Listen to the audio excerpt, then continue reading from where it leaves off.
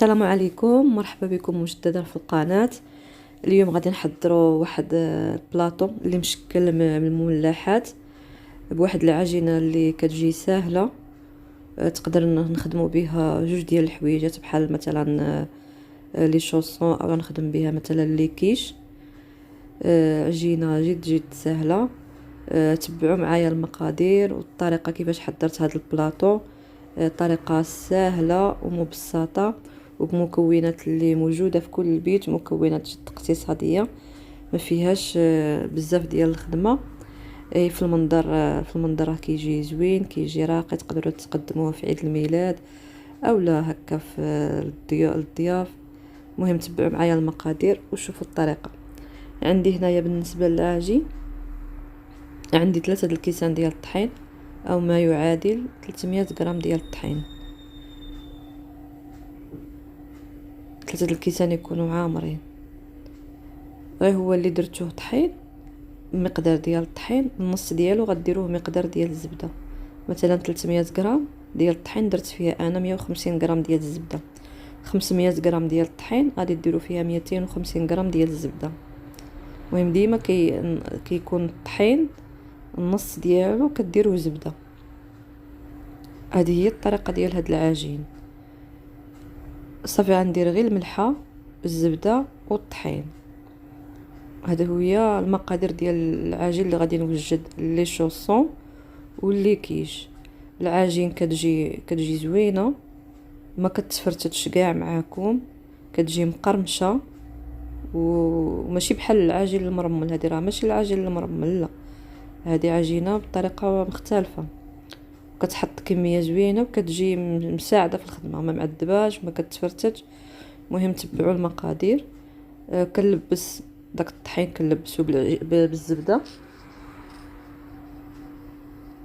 حتى كنحصل على عجين مرمل. هانتوما شفتوا كيفاش كنعجنها. الزبده كتكون بطبيعه الحال درجه حراره المطبخ باش ما كتعذبكمش ملي كتبغيو تجمعوها بالطحين، كتجي سهله. الطحين ديما كيتغربل. صافي غنستمر بهاد الطريقه هذه. كنلبس الطحين بالزبده مزيان، ومن بعد غادي نجمعها بالماء. المقدار ديال الماء اللي دخلت لي تقريبا كاس ما عامرش، ما كنكملش الكاس، لان درت انا في الاول غير نص كاس وكان مازال خاصني نزيد واحد الشويش، وزدت تقريبا واحد 4 كاس هو اللي زدت. المهم غادي تجمعوا بنص كاس هو الاول، لان كل طحين كيفاش وكل زبده كي دايره. تجمعوا بنص كاس ديال الماء، ومن بعد الا ما تجمعاتش معاكم غتبقاو كتزيدوا الماء بالتدريج بالمعلقه اولا بعض القطرات ديال الماء باش العجينه ما تجراش معاكم. ما خصناش عجينه تكون قاصحه، وما خصناش تكون عجينه جاريه. ما بين وبين عجينه تكون بحال اللي كان عجينه ديال الصابلي، ما تكونش عجينه قاصحه، لا. صافي وملي كنعجنوها هانتوما شفتوا راني دخلت الماء المره الثانيه، ما كفانيش نص كاس. صافي كنعجنوها، كنجمعوا العجينه ديالنا كندخلوها للثلاجه. طبيعه الحال كديروها في واحد البلاستيكه، دخلوها للثلاجه واحد نص ساعه اولا حتى توجدوا الحشوات. صافي انا هي وجدت عندي العجينه، هي راها كتقصاح، ولكن ما حدكم كتخدموا بها وهي كترطب في اليد. الطريقه الاولى غادي نوجد لي كيش راني فايت درت لكم حشوه ديال لي كيش اللي كتجي ساهله وزوينه. كتاخذوا المقدار ديال الدجاج اللي عندكم، كديروا بصيله، خيزو محكوك اولا قرعه محكوكه، شويه ديال الفلفله، شويه ديال العطريه. صافي وكندير 2 بيضات، كاس ديال دانون مسوس، الملحه والابزار. بطبيعه الحال الدجاج والفلفله والبصله داكشي راه كيكون طايب. هانتوما كتشوفوا هي الحشوه راها طايبه. صافي كنخلط معاها دانون مسوس وبيضه، هذه درت فيها يا ربي غير بيضه حيت عندي المقدار قليل.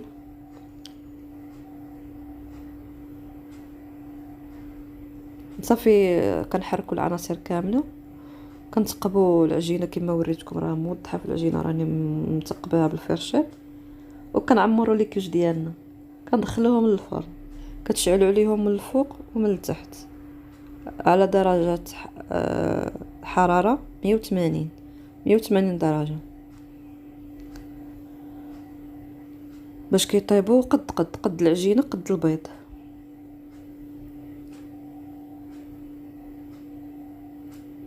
العناصر كنحركها مزيان باش ديك البيض والجبن كيتلبس مزيان مع داك المكونات. تقدروا ديروا الحشوه ديال ليكيش بالحشوه اللي كانت عندكم موجوده.